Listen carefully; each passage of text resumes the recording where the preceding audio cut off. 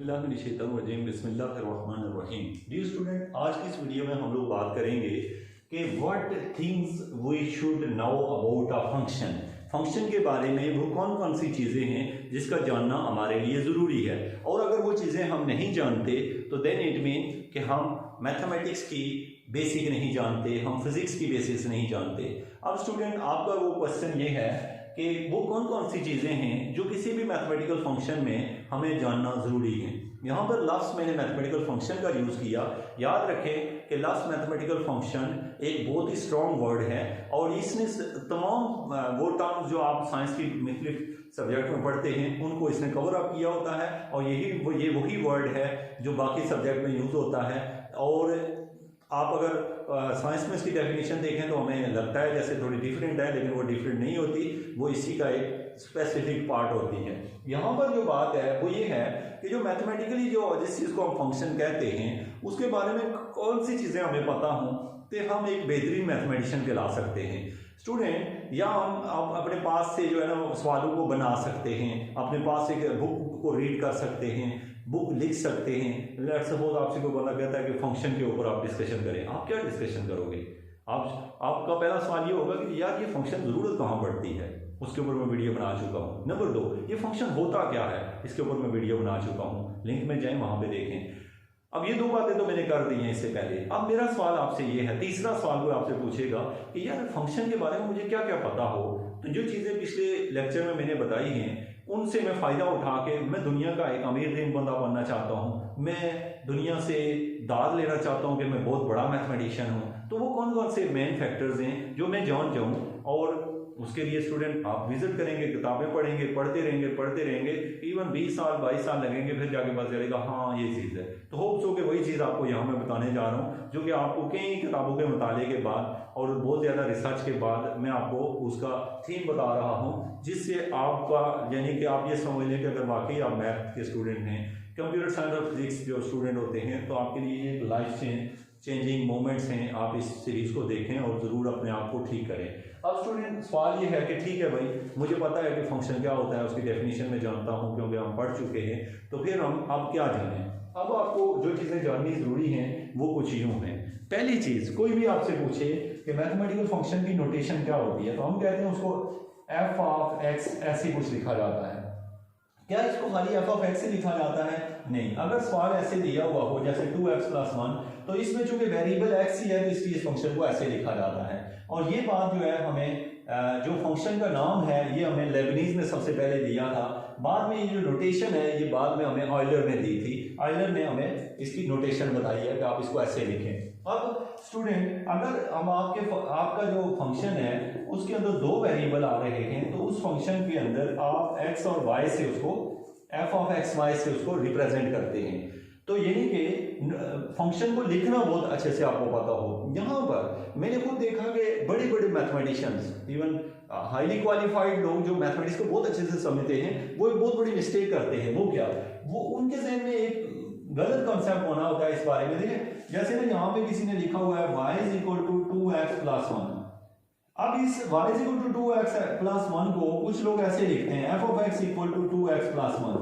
अब ये दोनों चीजें क्या एक ही हैं? यस, ये दोनों एक ही हैं, ये दोनों एक ही हैं। लेकिन अगर इसी चीज को मैं यूं लिख दूं स्टूडेंट, इस तरीके से, इस तरह से y - 2x - 1 = 0 ऐसे लिखूं, और इस टर्म को मैं ऊपर लिखने लगा हूं यहाँ पे, और इस टर्म को यहाँ पर मैं लिख दूं y - 2x - 1 = f of xy। ये मेरे पास यहाँ नीचे लिखने लगा हूं इसे, इसके सामने। तो यहाँ से बेटा बन गया f of xy = क्या बना? y - 2x - 1। अब देखिएगा, अब यहाँ पर कोई बंदा हमसे ये सवाल पूछता है कि आप लोग एक ही चीज को 2 बार क्यों लिख रहे हो, और ये आपको ये जो होता है y = 2x + 1, एक तो ये है, इसको हम ऐसे लिख सकते हैं, या फिर हम इसे ये इधर माइनस करके ऐसे = 0 करके इसको, इसके अंदर आप चूंकि 2 वेरिएबल मौजूद हैं तो लिहाजा इसे f of x y लिख सकते हैं। अब स्टूडेंट, सवाल यह राइज होता है कि इनमें से कौन सा तरीका सही है? दोनों सही है, क्योंकि जो बिहेवियर इस फंक्शन का होगा जिससे ये ग्राफ बनेगा वही ग्राफ हमें इससे भी हासिल होगा, दोनों से सेम ग्राफ मिलेंगे, तो फिर हमें कौन सा फंक्शन कहाँ पे फायदे में है और कहाँ पे फायदे में नहीं है, इसके ऊपर हम बाद में बात करेंगे, अगले किसी लेक्चर में इसके ऊपर बात होगी। यहाँ पर जस्ट मैं आपको पहली चीज जो फंक्शन के बारे में आपको पता हो वो होती है फंक्शन की नोटेशन। तो आपको ये समझ लगी, तो क्या फंक्शन को हमेशा एफ से लिखते हैं? नो, आप एफ जी एच कुछ लिखते नहीं, यहाँ एफ लिखते हैं, जी लिखें, एच लिखें, जो दिल करता है वो लिखें। नोटेशन में ऐसे लिखा जाता है, जो उधर जितने वेरिएबल होते हैं उतने यहाँ डाल दिए जाते हैं ब्रैकेट के अंदर, तो उसको कहा जाता है कि ये एक फंक्शन है। ओके, अब स्टूडेंट हमारे पास आ गया कि एक चीज है कि हमने लिख दी कि ये एक फंक्शन है। अगर वो फंक्शन है तो देन कौन कौन सी ऐसे मेन फैक्टर हैं जो हमें आने चाहिए। याद रखिएगा कि अगर फंक्शन में इस साइड पे जो टर्म हो तो यहाँ पे वो पूछता है कि जो सबसे मेन फैक्टर होता है वो होता है फंक्शन के अंदर सवाल नंबर 2 कि इसका जो फंक्शन के इनपुट कौन सी है और आउटपुट कौन सी है। इनपुट इसमें x है, x की जगह कीमतें दे दीजिए, y मिलता रहेगा, और इसमें इनपुट x है और आउटपुट f ऑफ x है। f और मैंने आपको समझाया कि y और f ऑफ x एक ही चीज को कहा जाता है, दोनों नोटेशन में इसको लिखा जाता है। ऐसे लिखें, आपको जो दिल करे लिख सकते हैं। तो अब आपका सवाल ये है सर, ये सवाल ऐसे लिखा हुआ है और यही वाला सवाल ऐसे लिखा हुआ है, तो इसमें इनपुट क्या है? इसमें इनपुट y और x है, और जो ये वाली साइड है वो आउटपुट है। वो क्या है? आउटपुट है। और इसका नया नाम हम z भी रख सकते हैं। क्या रख सकते हैं? z is equal to y minus 2 x minus 1। ठीक है, तो इससे आपने क्या लर्न किया कि हमारे पास जो यहाँ पे लिखते हैं उसको आउटपुट कहा जाता है, और जो उधर होती है उसको इनपुट का वर्ड यूज किया जाता है। लेकिन मैथमेटिक्स में इस चीज को इन नामों से रिप्रेजेंट करते हैं, इंडिपेंडेंट एंड डिपेंडेंट वेरिएबल। जो ये वाले वेरिएबल होते हैं जिनकी कीमतें हम अपनी मर्जी से रखते हैं उनको इंडिपेंडेंट वेरिएबल कहते हैं, और जो इस साइड पे होते हैं उसको डिपेंडेंट वेरिएबल। इस सवाल में x इंडिपेंडेंट है, y डिपेंडेंट है, x इंडिपेंडेंट है, f ऑफ x डिपेंडेंट है। इसमें देखें तो x और y जो है ये इंडिपेंडेंट है, हम अपनी मर्जी से रखते हैं, और f of x y dependent है। और एक और बात मैं आपको बता लूं कि जो चीज आप इससे हासिल करते हो वो चीज यहां से भी हासिल होती है। तो यहां पर फिर इससे क्या होता है ये आगे जाके आप जब पढ़ोगे तो आपको लगेगा ये कितना इंटरेस्टिंग है और इनका रिलेशन क्या है, ये हम फर्दर नेक्स्ट देखेंगे। सवाल है हमारा कि कौन कौन सी चीजें फंक्शन के बारे में जानना जरूरी है। फंक्शन की नोटेशन। नंबर 2, आपको पता है डिपेंडेंट और इंडिपेंडेंट वेरिएबल, या उसके लिए लफ्ज यूज होता है इनपुट और आउटपुट वेरिएबल्स, वो पता हो। और उसके बाद थर्ड वन होता है सवाल स्टूडेंट, आपको फंक्शन की डोमेन और रेंज का आइडिया हो। और अगर आप डोमेन और रेंज नहीं जानते तो उस टॉपिक को आपने स्टॉप करके रुक जाना है, और डोमेन और रेंज लाजमी सीखनी है। वो जो कि मैं जो ऑन बोर्ड जो है वो अगले लेक्चर्स में तमाम चीज़ें 1 बाय 1 सिखाऊंगा भी। तो डोमेन और रेंज आपने सीखनी है। उस फंक्शन के बारे में आपने सीखना है कि क्या इसकी लिमिट एग्जिस्ट कर रही है। अगर लिमिट एग्जिस्ट कर रही है तो क्या फंक्शन कंटिन्यू है, अगर वो कंटिन्यू है तो क्या वो डिफरेंशिएबल है, अगर वो डिफरेंशिएबल है तो क्या वो इंटीग्रेबल है। तो ये तमाम चीजें बुनियादी हैं और इनको जानना जरूरी है।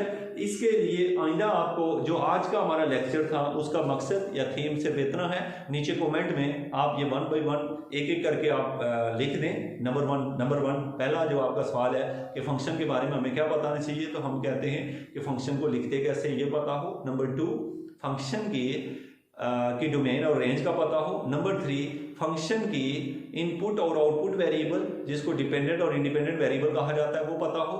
नंबर 4 हमें ये पता हो कि क्या ये फंक्शन की लिमिट एग्जिस्ट करती है। नंबर 5 क्या फंक्शन की जो डिफरेंशिएबल है। नंबर 6 क्या फंक्शन इंटीग्रेबल है। ये वो 6 पॉइंट है। और इसके अलावा एक और पॉइंट होता है, क्या फंक्शन जो है हमें दिया हुआ है क्या ये फंक्शन हमारे उसका है, यानी इसको कहते होते हैं कि जो गिवन फंक्शन है हमारा उसकी इवन फंक्शन है, ऑड फंक्शन है। ये 7 पॉइंट स्टूडेंट आपको हर वक्त हर फंक्शन के पता होने चाहिए। उससे आप लोगों की कैलकुलस बहुत स्ट्रांग होती है, रियल एनालिसिस स्ट्रांग होती है, और अप्लाइड मैथमेटिक्स में पावर आती है आपके। इवन पेयर मैथ के अंदर भी इस चीज़ का बहुत ज़्यादा इम्प्लीमेंट है, लेकिन उसमें बहुत सारी जगहों पे आपको अगर आइडिया नहीं भी है तो आप चल सकते हैं, लेकिन अप्लाइड मैथ में अच्छे मैथमेटिशियन या अच्छे साइंटिस्ट नहीं आप बन सकते। तो स्टूडेंट इंशाल्लाह हम नेक्स्ट वीडियो में मिलते हैं। कमेंट ज़रूर करें, जो पॉइंट्स मैंने बताए हैं उनको 1 बाय 1 लिख के नीचे कमेंट कर दें। Thank you so much.